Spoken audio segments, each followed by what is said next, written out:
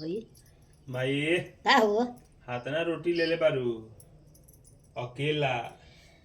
तीन आदमी का खाए के बा अकेले बनी का आदमिया कहाँ बाती आदमी अपने आ जाई खाए के बेरा खाए के बेरिया जाइए। हाँ चलो झूठ ना बोलो। नाम धरो के कर किशन कार्तिक उनकर माई हमकर माई हो। हाँ तो तीन आदमी ना चार आदमी हो गए। अच्छा ठीक बात कहे कहते अकेले कहे खाए नहीं।